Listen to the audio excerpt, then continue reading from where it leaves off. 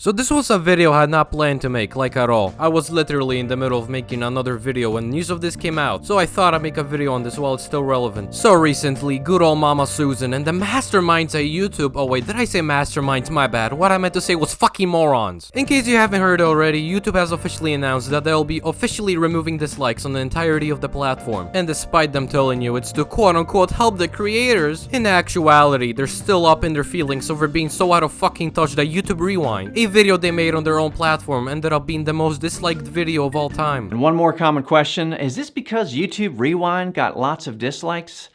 No. You know, the fact alone that these snowflakes felt the need to put this in tells me that they are still in fact fucking seething almost 4 years later. But anyway, after YouTube announced that they would be neutering their platform even further, they got a lot of backlash, and rightfully so. And dude, I really want to highlight this one comment they got, and how these pseudo-intellectuals over at Team YouTube replied. So this one guy wrote, "This is a bad move. The number of dislikes was a useful tool when looking at tutorials, technical help, DIYs, and any other kind of similar content. Now you've taken that tool away, and it'll be harder to weed out the bad advice." And I couldn't agree more. In the past, when I looked up tutorials to something, usually something software or hardware related, I'd look to see if said tutorial was legit by the response that it got from people, and that saved me from downloading God knows what on multiple occasions. So with that in mind, here's the response that the pure fucking geniuses over at YouTube issued. "The like count and comments will still be visible to help you get a feel for other viewers' opinions of a video." What good is the like and comment section when that shit can be easily botted, as well as fake positive comments being botted as well, and negative ones being deleted? Ultimately, it's YouTube's responsibility to protect its community, so we decided to make this change to disincentivize harassment and trolling of creators. Disincentivize harassment and trolling of creators. Oh my god, dude, it's YouTube's responsibility to stop the evil edgelords calling people mean words on the internet. You guys truly are the heroes we need but don't deserve. I mean, without you, we would have been lost in an endless abyss. Jesus fucking Christ, if this website's top priorities are to quote-unquote disincentivize harassment and trolling of creators, no wonder this website is going down the drain, as it's run by snowflakes with the IQ of a moldy rotisserie chicken that was left outside for too long. And this harassment they're talking about is in actuality just people criticizing other people for doing and saying stupid shit, with the occasional bit of edginess, i.e. people like me. But overall, I don't get why YouTube felt they need to delete dislikes when a feature already exists to hide likes and comments. That aside though, YouTube has been on a downward spiral over the last several years. I mean, it's almost been a year since Critical and the CEO of YouTube herself had a discussion on how to improve the website. Yet fuck all has been done to improve anything. You've got these cancerous ads, which are scams 90% of the time, and creators like me are always feeling like they're walking on eggshells, when YouTube itself won't outright specify what's allowed and what isn't, when you've got pedophiles like Minilad who got exposed for showing his Minilad to Minilad still on the platform. But channels like Monkey Jones, Xbox Addictions, and of course Leafy got fucking banished to the Shadow Realm for making videos that didn't push and abide by the bullshit that the media loves to push. Speaking of YouTubers getting banned for stupid fucking reasons, the little retarded 3-strike system they have going on isn't even properly utilized. Leafy literally got his channel Thanos snapped out of existence without him getting the full 3 strikes. Oh, and of course, you've got the broken DMCA copyright system where corporations can squeeze money out of creators for using a second too long of a song they threw their label on. And snowflakes can abuse the system to take down videos they don't like in situations where Griffin Gaming was struck down by zombie kills after he criticized her and her posse of degenerates who demanded free consoles just because of their skin color. Another situation where a smaller channel like Mischief was struck down by Born to Game for making a video criticizing the dude, which didn't get resolved until a larger creator called Tipster stepped in. And most recently, a channel called Kim Joshun got false flagged by JTech. Like, this type of shit goes unnoticed because YouTube doesn't give a fuck about you unless you've got an extremely large viewer base, or you're able to get enough people to complain on Twitter. YouTube is gonna be out here acting like this stupid fucking justice, all fucking righteous fucking harbinger of peace, policing what everyone says on the internet. But one step in to help. I mean, let's be honest, this isn't to protect small creators, it's to protect brands and political parties from any sort of rebuttal and criticism. I mean, just recently, Nintendo announced the literal abortion that is the Nintendo Switch Online expansion pack, which got an overwhelmingly negative response from the community. And I bet that doesn't look too good during their business meetings, now does it? But getting back to the main topic at hand, to add insult to injury, alongside the tweet they put out announcing their absolutely brain-dead decision, they also made a short 3-minute video essentially telling you that they could give 2 fucks what anyone thinks, and are just gonna go ahead and remove the dislike button anyway.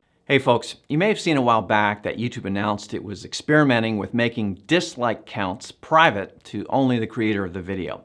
Now, if you're like me, you were surprised by that. Yeah, you don't say, you fucking shoe. Why take a perfectly fine system and tamper with it when you've already got features implemented to turn off likes and comments if you so choose? Like, where do we go from here? Is YouTube gonna pull a full-on Xi Jinping and remove the comment section next just because a few individuals use several meaning words? I mean, I've always thought seeing the number of dislikes on a video helps us know as viewers if it's a good video or not, if it's a helpful tutorial or not, or if what a creator is saying in their video is generally agreed with or not. Yes, like I've said before, the dislike button helped me determine the legitimacy of something like a tutorial by the response that it got from people. And honestly, it's likely the creator's fault for potentially receiving backlash on a video they made. I mean, take into account individuals like the many fanboys I've made videos on in the span of the last 3 to 4 months that spread nothing but misinformation and stupidity. You cannot tell me that a motherfucker like Harmon Smith is out here spitting facts with the shit he spews. Well, technically you could tell me that, but then you'd have mashed potatoes for brains.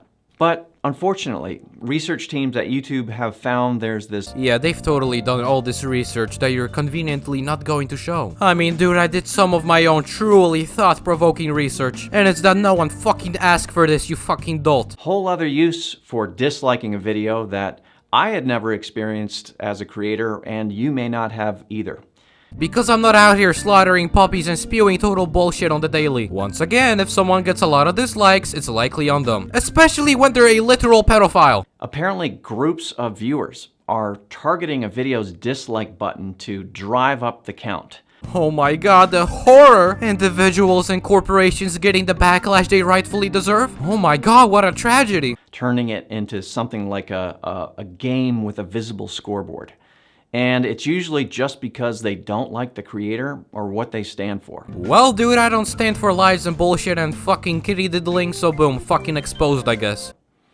That's a big problem when half of YouTube's mission is to give everyone a voice. Even literal fucking pedophiles? I mean, it was only like a year or 2 ago where YouTube got bent over and butt-fucked by Kappa. Where to this day, it's still unclear what kind of content YouTubers are even allowed to make. Because, of course, YouTube loves being vague and play mind games with its creators. And won't outright tell you what you did wrong in their eyes. And yeah, no, YouTube is only gonna give a voice to those they deem politically acceptable. So, earlier in 2021, YouTube experimented with making the public dislike count private to see if it would help reduce these coordinated dislike attacks across the platform. And literally no one besides a few snowflakes who got called out on their bullshit asked for it. Again, I don't see the need for this when there's literally a feature to disable likes and comments. If someone can't handle this shit they dish out and just want a nice little echo chamber. Now, a few common questions we saw from the initial experiment.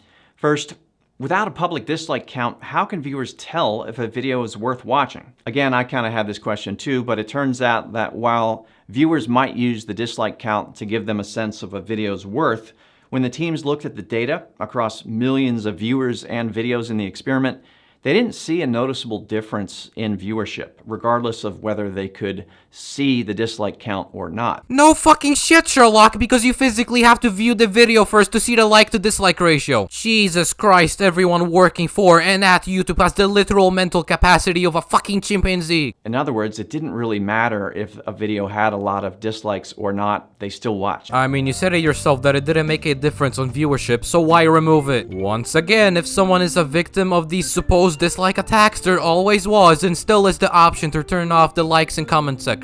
Next common question. If creators can still see the dislike count on the back end, how's that any different? They can see it if they look for it inside Studio Analytics under the Engagement tab. But overall, it's much less likely to cause stress and embarrassment if the count isn't visible to the public. This whole situation has a lot more negatives than positives, yet their research teams couldn't figure that one out. And one more common question, is this because YouTube Rewind got lots of dislikes? No. Yeah, okay buddy, whatever you say. Keep inhaling that copium. Although there are some teams internally who have learned the hard way what it feels like to get lots of dislikes. With good reason too. The people running their own platform are so out of touch with their users that they thought YouTube Rewind was a good idea. They literally had fucking talk show hosts and actors in there instead of actual YouTubers. You know, aka the motherfuckers who helped build the site. Now, this again is about protecting all creators and making sure they have a chance to succeed and feel safe in doing so. Oh yeah, sure, this is totally about protecting the creators, not the corporate companies getting ratioed on the daily for their anti-consumer practices, and idiots being criticized for their incredibly terrible takes, or kitty diddlers getting called out. Alright, so that's the update. I hope it doesn't cause too much frustration. Well, seems that didn't work out too well now, did it? Honestly, I think you're going to get used to it pretty quickly, and keep in mind other platforms don't even have a dislike button. That's right, man. You don't like this change? Too fucking bad, bozo. Other platforms don't have a dislike button, so we're justified for making this decision. So, consider that. Thank you, and I hope you're well. Well, dude, I'm not well. If anything, I'm pissed off. And you should honestly change your name from Matt to Twat. You complete bootlicker. But anyway, that's where the video went, and I'm just appalled how anyone thought this was a good idea in the slightest. But hey, what do I know, right? I'm sure Mama Susan and her team of fucking masterminds know what's best for all of us, right? Right?